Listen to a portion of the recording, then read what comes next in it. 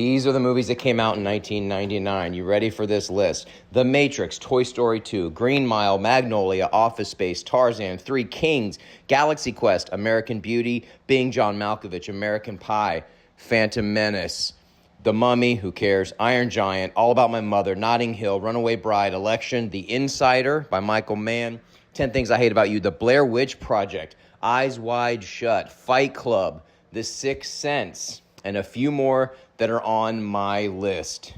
Incredible year for movies. It just absolutely incredible. So the 5 that I saw were, and the order is from least to best. Okay, we're going to start off with Messenger, the Joan of Arc story by Luc Besson. Like, obviously, Luc Besson is an amazing filmmaker. La Femme Nikita, The Fifth Element, arguably, La Femme Nikita is a masterpiece. I love Fifth Element. And this was like his big historical epic about Joan of Arc. I remember nothing of it. Mia Jovovich playing Joan of Arc. I remember watching it. It's like 3 hours long.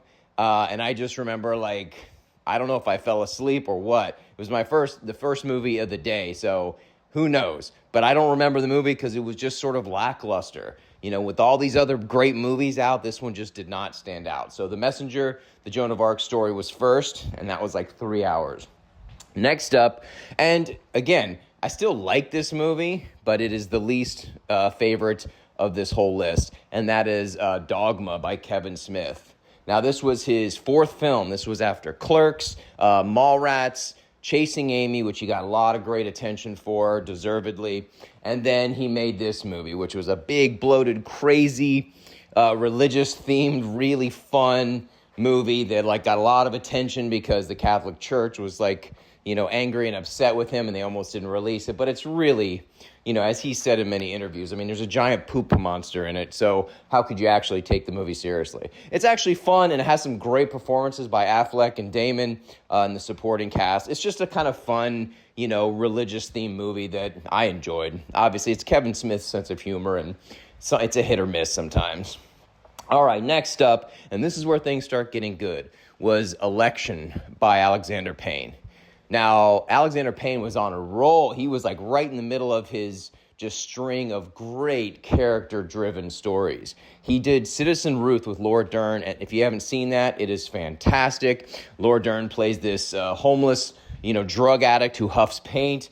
She gets pregnant, and the judge basically says she was endangering the kid's life, so he orders her to have an abortion, and obviously, like, it creates this huge political, uproar, and it's a fascinating sort of character piece and a political sort of satire. And Election is no different. He kind of fine-tunes, you know, that sort of, satire in this movie with Matthew Broderick and Reese Witherspoon. And it's just got some really biting humor, and I loved it. I thought it was a great performance by Matthew Broderick. Reese Witherspoon sort of kills it. That was like her breakout role where you're like, oh man, this girl's a star. It's really funny. Great ironic ending. Next up, he had About Schmidt with Jack Nicholson, which was fantastic. Like, I love that movie. The end of that movie still gets me. Jack Nicholson at some of his comedic best. And then, of course, he did Sideways, which is one of my all-time favorite movies. I watch it every couple of years because it's so good. Paul Giamatti is fantastic in it. His character is so good. The famous line, "I'm not drinking Merlot." Great fucking movie. And he's got some other ones, too, but those are kind of the highlights for Alexander Payne. But Election was kind of the one that started it all. No one really had heard of Citizen Ruth, but Election really blasted him on the scene. All right, next up is Magnolia, Paul Thomas Anderson's follow-up to Boogie Nights, his opus. This movie's 3 hours, but it moves so fast because of the way he moves his camera. You know, he stole a lot of his moves from Martin Scorsese, that sort of quick, whip pans and zoom ins and all this stuff, and really just fun and exciting and engaging and complex characters. Every single one of these characters is incredible. He used a lot of inspiration from Amy Mann lyrics, which, there's some of the dialogue that's a repeat of her stuff. Her album that coincided with Magnolia is incredible. Some of the songs are incredible. I just found this movie so refreshing and so creative and unique and interesting. And these performances leap off the screen, from Julianne Moore and Philip Seymour Hoffman to Tom Cruise's incredible performances, Frank T.J. Mackey. I mean, you have just an overall incredible ensemble cast that really make such an interesting and fun and emotionally poignant movie. Magnolia honestly drained me when I saw that. That movie just, it was just so incredible. And last, The Diamond Bullet to the Brain.